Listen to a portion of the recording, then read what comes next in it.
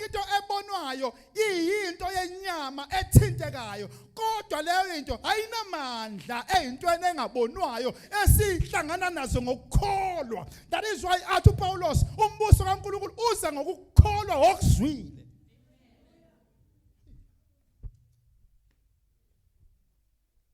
So we are in a time whereby abantu behlonipha because one, unezinto eziphathekayo.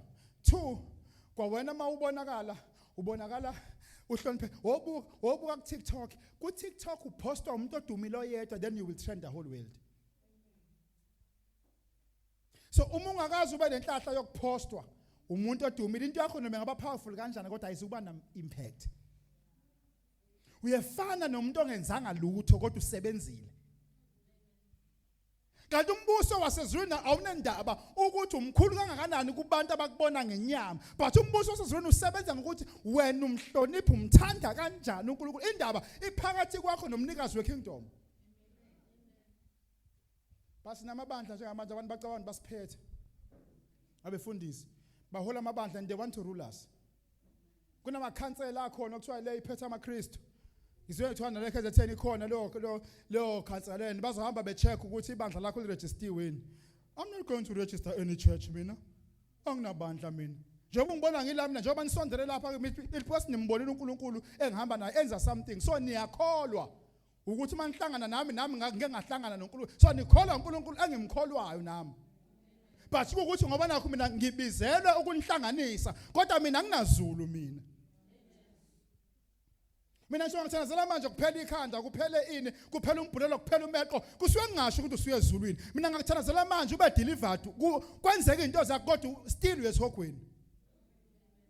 Ngoba umnikazi wombuso, mina kahle kahle anginawo umbuso, but nginezikhiye engathatha wena zikuyise embusweni. So abefundisi nabavangeli nabaprofeti fanele ba-understand ukuthi abantu akusibona babo, but abantu bangabakaNkulunkulu. When your duty is to preach the word of God here, is to read this book and preach. Then yini kumsebenzi wakho wena njengomzalwane? Ukulalela izwi ebese uyadlinza ngalo bese uhlangana nomnikazi wezwi.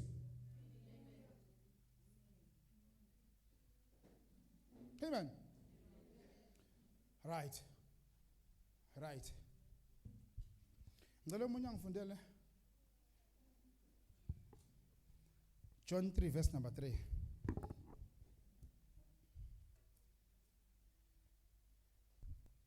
Verse 3. uJesu waphendula wathi kuye, ngiqinisile ngithi kuwe, uma umuntu engazalwa kabusha angeke ubone umbuso kaNkulunkulu. Ngicela uphinde ufunde lokubhaliwe. Verse 3. uJesu waphendula wathi kuye, ngiqinisile ngithi kuwe, uma umuntu engazalwa kabusha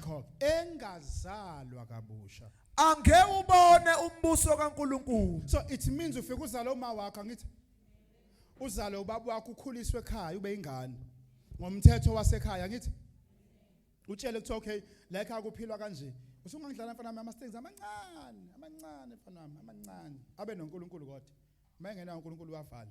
Okay, so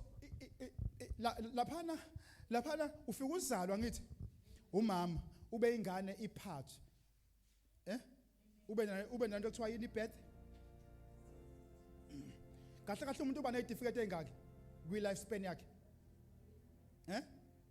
There are 3 certificates. Ilesisani sokuzalwa. 2 konothe somshado. Uyabona abantu indlela abawufuna ngayo umshado, sokusela into eyodwa ke manje ebandleni ukuthi siyibone ukuthi abantu besifazane bayicelele u-excuse kubantu besilisa.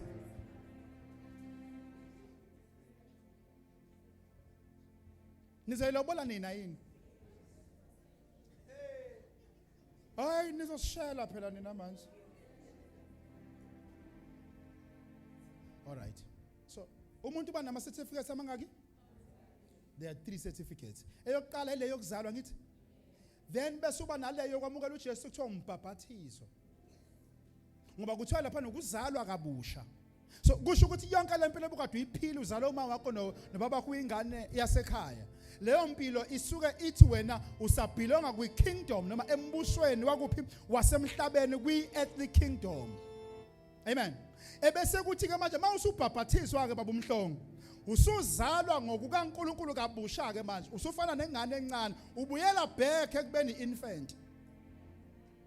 Uyakhumbula ngalesikhathi ungakakwazi ukudla ungakabi nawo amazinyo usancela yini lezinto onen olactose right instant porridge khona ibisa njalo okay so lapha kusadla instant porridge uncela instant porridge uma uqeda uncela instant porridge then sewulinde sokugcina certificate ezofika le certificate yokugcina yile wena ongeza ukuyibona but izobonwa ngabantu abazihlobo zakho nabantu abasondelane nawe is the only certificate wena ongayazi.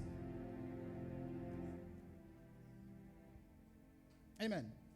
So lama certificates uyawazi lawa u2 uyawabamba waphatha ngezandla zakho but leyo sithatha uyiboni wena. Amen. Ngoba lena yesithathu wena uyithola ezweni lababonayo kodwa wena usuke usuhambile uyezweni labangabona. So ngamanye amazwi le certificate yesithathu iyona ehlukanisa nelinye izwe bese kuyisa kwelinye izwe. Ihlukanisa nomunye umbuso ngombuso wasemhlabeni ngithi ebese kuyisa embusweni kaNkulunkulu ongabonwayo ngamehlo. That is why when Jesus preached, when he was preaching uthi Jesu umbuso kaNkulunkulu siye awufiki ubonwe ngani ngamehlo but umbuso kaNkulunkulu ufika ungabonwa kodwa uyabona abantu masebe phakathi kuwona umbuso ukuthi laba bantu njengoba behlangene baphakathi embusweni ngoba kunento engeke uzukwazi ukuyifake. The kingdom of God you cannot fake it. You can fake tongues ungayifake ilimi, you can fake preaching ukushumayela, you can fake amandla ungalanda izilwane usebenze ngamandla ube umfundisi onebhande ube umprofeti onebhande usebenzisa izibhande. But when it comes to the kingdom of God you cannot fake the kingdom of God. You can do everything emhlabeni ibe faked and abantu bengaboni ukuthi lento ibanjiwe ifakiwe but umbuso kaNkulunkulu awukwazi ukufake ngoba there is no person on earth that controls the switch of the kingdom of God. With kingdom kaNkulunkulu there is only one master. Amen. All right. While I was sitting there usiye uphethe uhlelo ubani konje usisi lebequle Mampanzi uma Mampanzi ehlabelela usiye usemile because umthetho wala endlini ubuthi usiye kufanele manje kufanele kiwe ezwini but uMampanzi is singing there and the activator izulu. Amen. While I was playing a keyboard, ehlabelela kunento evele yavuleka that I saw in the realm of the spirit. Kwasho ukuthi isikhathi nomthetho walendlu ongasiwona umthetho wasezulwini but umthetho obekwe yimi njengomholi wendlu. Ubusuthi manje usiye akadedela izwi. Kodwa ikingdom yona ienjoya umhlabeleli kodwa irule yangaphakathi lamanje ithi lona ophethe uhlelo akadedele manje izwi but lo wona usadedela izulu. So lembuso yombili kuyenzeka ngaphakathi esontweni sesingaphakathi kodwa iphambane uthi umbuso lona ongabonwayo ufuna enye into but bese kuthi umbuso lo obonwayo controlwa yithi thina bozamqolo uthi cha bobo isikhathi salokho manje. That is why ayikho indlela lembuso yombili ukuthi ngasebenzisana. Oh Jesus. Hallelujah. Amen. Asi-understand lokho umbuso wasemhlabeni awusoze wasebenzisana nombuso wasezulu. That is why ayikho indlela yokuthi izulu lingahlala emhlabeni. Yo. That is why manje uDavid efuna ukukhandela uJehova indlu. 2 Sam. uDavid hawu nizwa ngikhandela indlu mina. Akusimina nengenza yonke lento. Uyaqhubeka uDavid uthi ngiyacela Nkosi ngoba mina nginawo amadende okuhlala nomndeni wami futhi unayo ishelter. Kodwa when iArk of the Covenant ihamba ihlala ematendeni, ngiyacela uNkulunkulu ukwenzela. Usethi uNkulunkulu useze uyavuma but uNkulunkulu wayengafuni ukuvuma. Asilungise. Angane ngangibambela lo ncwadi. I think it's 2 Sam. uDavid ekhuluma noNkulunkulu. uNkulunkulu useze uyavuma ukwenza ithempeli but uNkulunkulu wayengafuni ukwakha ithempeli. Lali right itende uNkulunkulu. Musu ngitholela ngazi chapter bani but I think uDavid usuka sezofa lapha. Amen. Because uNkulunkulu uyaunderstand ukuthi ikingdom yasemhlabeni ngeke izihlalisane nayo. That is why uJesu uthemba ngabe uJesu mangabe sefile wahlala only 40 days. After 40 days he left.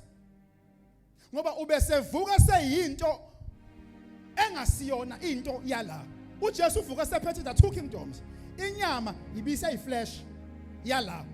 But uvuka sephethe ukuba inkosi ngale kwi-kingdom lena engabonwayo. So bengeke kwazi ukuthi athi ese umuntu ombili, the son of man also the son of God, ebese ezohlala emhlabeni because bokophoqa ukuthi ingelosi nazo zivele kanye naye and zihlale nabantu manje.